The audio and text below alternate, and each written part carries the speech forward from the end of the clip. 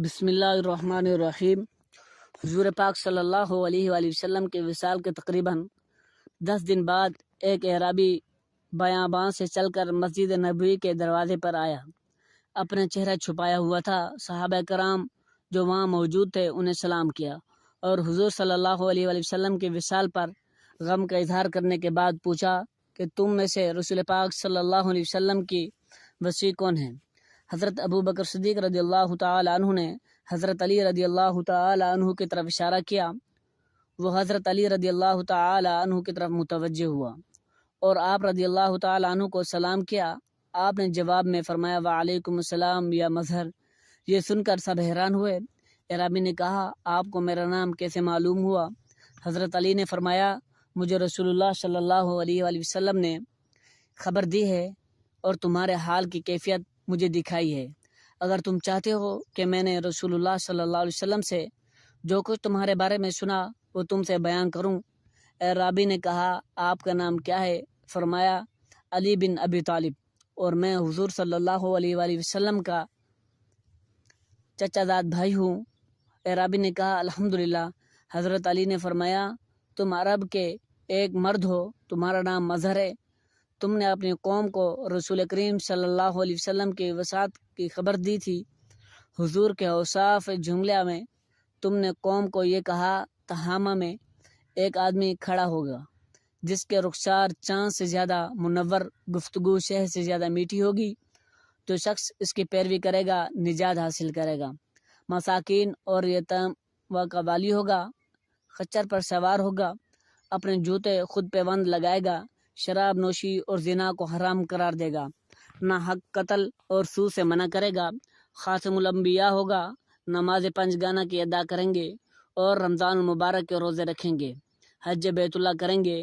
اے گروہ اس پر ایمان لے آؤ اور اس کی تصدیق کرو۔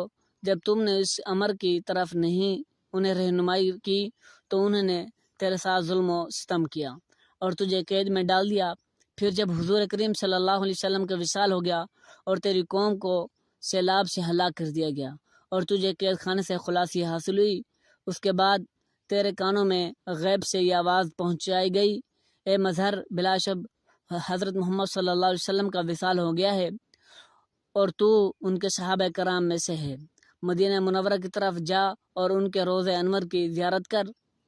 اس طرح تو منازل طے کر کے اب یہاں آ پہنچا ہے۔ اعرابی نے جب یہ ساری باتیں سنی تو ان کی آنکھوں میں آنسو جاری ہو گئے اور کہا اے علی آپ کو اس واقعے کی خبر کیسے ہوئی؟ حضرت علی نے فرمایا مجھے حضور صلی اللہ علیہ وسلم نے خبر دی ہے اور فرمایا میرے وصال کے بعد مظہر میری قبر پر آئے گا، تم جب اس سے ملو تو میرا سلام اسے پہنچا دینا۔ مظہر نے جب حضور صلی اللہ علیہ وآلہ وسلم کے سلام کی خوشخبری سنی تو وہ خوشی سے آگے بڑھ کر حضرت علی رضی اللہ تعالی عنہ کے سر کو بوسہ دیا اور اس کے بعد اس نے حضرت علی سے کہا میں نے آپ سے کچھ سوال کرنے ہیں، آپ مجھے ان سوالات کے جوابات دیں۔ حضرت علی نے فرمایا کہ تم سوالات کرو۔ چنانچہ مظہر نے حضرت علی سے سوالات پوچھے۔ وہ کون سا نر ہے جس کے باپ اور ماں نہیں؟ وہ کون سی مادہ ہے جو بغیر ماں باپ کے موجود ہوئی؟ ایسا سوال جو نہ جن ہو اور نہ انس اور نہ ہی فرشتوں میں سے، جو چوپایوں اور درندوں میں سے بھی نہ ہو۔ ایسی قبر جس نے کبھی قبر والے کی سیر نہ کرائی ہو، ایسا حیوان جس نے اپنے ساتھیوں کو ڈرایا ہو، ایسا جسم جس نے ایک بار کھایا پھر کبھی نہیں زمین پر ایک حصہ جہاں ایک پتھر سورج چمکا پھر آج تک نہیں چمکا اور قیامت تک نہیں چمکے گا، ایسا پتھر جس سے زندہ کی پیدائش ہوئی ہو، وہ عورت جس سے 3 ساتھ میں لڑکے کی ولادت ہوئی ہو، 2 ساکن جو حرکت نہیں کرتے، 2 متحرک جو ساکن نہیں ہوتے، 2 دوست جو دشمن نہیں ہوتے، 2 دشمن جو دوست نہیں ہوتے۔ شے کیا ہے؟ لا شے کیا ہے؟ رحم میں سب سے پہلے کس عضو کی شکل بنی ہے؟ قبر میں سب سے آخر میں کون سی چیز فنا ہوتی ہے؟ حضرت علی رضی اللہ تعالی عنہ نے ان سوالات کی نہایت ہی تفصیل سے جوابات دیے اور فرمایا جس نر کے بارے میں تم نے سوال کیا جس کے ماں باپ نہیں وہ حضرت آدم علیہ السلام ہیں، اور وہ مادہ جو بغیر ماں باپ کے پیدا ہوئے وہ حضرت حوا ہیں، اور وہ نر جس کی ولادت بغیر ماں باپ کی ہوئی وہ حضرت عیسیٰ علیہ السلام ہیں، اور وہ رسول جو جنات، انسانوں اور فرشتوں میں نہیں تھا، جسے اللہ تعالی نے قابل کی تعلیم کے لیے بھیجا تھا۔ وہ قبر جس نے صاحب قبر کو اپنے ساتھ سیر کروائی وہ مچھلی تھی۔ حضرت یونس علیہ السلام کو اپنے پیٹ میں 3 دن تک رکھا اور سمندر کے اطراف اور جوانی میں پھرتے رہی۔ اور وہ حیوان جس نے اپنے ساتھیوں کو ڈرایا تھا چونٹیاں تھی، جو خوراک کی تلاش کے لیے باہر نکلی تھی۔ جو دوسری چونٹیاں ایک ستون پر چڑھی تھی۔ حضرت سلیمان علیہ السلام کا لشکر سر پر تھا۔ اس چونٹی نے اپنی قوم سے کہا، خبردار تمہارے گزرنے سے مٹی نہ گرے، اللہ تعالیٰ کا پیغمبر تم سے تکلیف اٹھائے گا، اور وہ جسم جس نے ایک مرتبہ کھایا پیا نہیں وہ قیامت تک نہیں کھائے گا۔ وہ حضرت موسیٰ علیہ السلام کا عصا مبارک ہے جس نے جادوگروں کے جادو کو ایک لقمے میں ختم کر ڈالا۔ وہ زمین کا ٹکڑا جہاں ایک مرتبہ سے زیادہ سورج نہیں چمکا وہ دریائے نیل تھا کہ اللہ تعالی نے حضرت موسیٰ علیہ السلام کے لیے پھاڑا اور اس کی گہرائی زمین دکھائی دینے لگی۔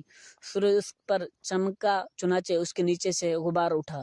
حضرت موسیٰ علیہ السلام اور ان کی قوم کے جانے کے بعد وہ پھر مل گیا، وہ اپنی سابقہ حالت پر آ گیا۔ وہ پتھر جس پر حیوان کی ولادت ہوئی وہ تھا جس سے حضرت صالح علیہ السلام کی اونٹنی پیدا ہوئی۔ وہ 2 ساکن غیر متحرک زمین اور آسمان ہیں، اور وہ متحرک سے جہاں مراد ایک جگہ دوسری جگہ منتقل ہونا، وہ 2 متحرک جو کبھی بھی ساکن نہیں ہوتے چاند اور سورج ہیں۔ وہ عورت جس نے 3 ساتھ میں بچے پیدا جنا حضرت مریم علیہ السلام تھی کہ 3 ساتھ میں ان سے حضرت عیسیٰ علیہ السلام کی ولادت ہوئی۔ اور وہ دوست جو کبھی ایک دوسرے کے دشمن نہیں ہوتے جسم اور جان ہیں، وہ دشمن جو کبھی ایک دوسرے کے دوست نہیں ہوتے موت اور زندگی ہیں۔ بنی آدم ہے، رحم میں سب سے پہلے جسے اس کی شکل بنائی وہ شہادت کی انگلی ہے، اور قبر میں سب سے آخر میں جو چیز فنا ہوتی ہے انسان کے سر کی ہڈی ہے۔ مظہر نے جب حضرت علی سے اپنے سوالات کے نہایت ہی تفصیل سے جوابات سنے تو آپ کے سر مبارک کو بوسہ دیا۔ اللہ پاک ہمیں بہتر عمل کرنے کی توفیق عطا فرمائے۔ اللہ پاک میری اور آپ کی بخشش فرمائے، آمین یا رب العالمین۔ ناظرین کمنٹ باکس میں اللہ تعالیٰ کے 99 ناموں میں سے ایک نام ضرور ٹائپ کر دے۔ جزاکم اللہ خیرہ۔ اللہ تعالیٰ سے دعا ہے اس میں جو کوئی غلطی کوتاہی ہو گئی ہو اپنے فضل و کرم سے معاف فرمائے، آمین۔